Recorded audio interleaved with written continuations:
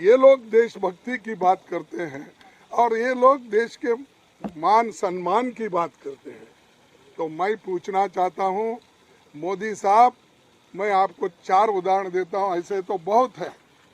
आपने जो चाइना गया, शंघाई में क्या कहा, मैं यही शब्द आपके सामने रखूंगा ताकि मोड़ तोड़ के बोल रहे हैं ऐसा नहीं होना कि earlier you felt ashamed of being born in India.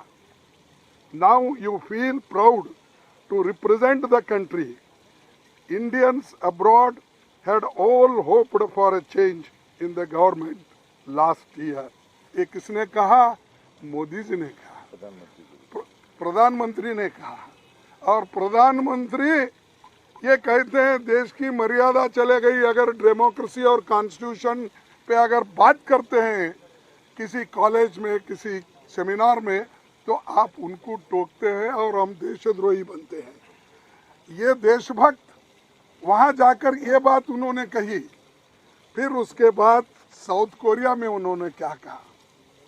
South Korea में भी यही कहा, earlier people would lament, they would ask what sin they have committed to have been born in India.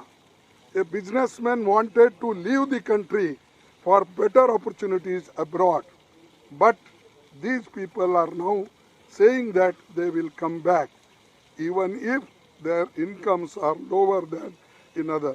यानी 70 साल में जो कुछ इस देश में हुआ या जो इंडस्ट्रियलिस्ट बढ़े, जो इन्वेस्टमेंट हुआ, उसकी उन्होंने ऐसा कंडम किया कि उस वक्त के बिजनेसमैन बेकार थे, उस वक्त के लोग बेकार थे, उस वक्त के लोगों को कोई इज्जत नहीं थी, सिर्फ इन्होंने आने के बाद ही इज्जत बढ़ा दी। ये उन्होंने इसमें कहा। फिर उन्होंने और एक बात कही कनाडा में। उन्होंने वहाँ क्या कहा? देखिए, उन्होंने ये कहा कि जिनको गंदगी करनी थी वो गंदगी करके चले गए, पर हम सफाई करेंगे। और दूसरी बात भी कहे, मैं ज़्यादा नहीं कुछ बोल। अरे गंदगी तो आप कर रहे हैं, डेमोक्रेसी को आप डिस्ट्रॉय कर रहे हैं, संविधान के धज्जे उड़ा दे रहे हैं और सब एजेंसी को हाथ में लेके हर अपोजिशन पार्टी को दबाने का, कुचलने का, सप्रेस करने की बात आप कर रहे हैं। और ये ऐसा है, चोर उल्टा कोतवाल को डांटे, हाँ, उल्टा चोर कोतवाल को डांटे।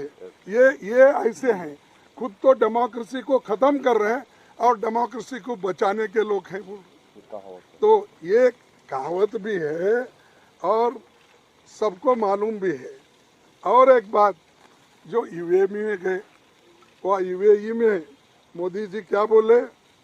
देखो, पहले की गवर्नमेंट लेथार्जी थी और वो काम नहीं कर सके, तो हम और प्रायोरिटी बेसिस पे, यानी और भी बहुत से हैं जो अभी परसों कल कर्नाटक में कुछ दूसरे जगह में, जो इंसान, जो व्यक्ति इस देश का प्रथम नागरिक है या प्राइम मिनिस्टर है, अगर वो जाके बाहर ये सब बातें बोल सकते हैं, अगर राहुल जी जाकर वहाँ पर सेमिनार में, डिबेट में अगर बात कहे तो अपराध हो जाता है।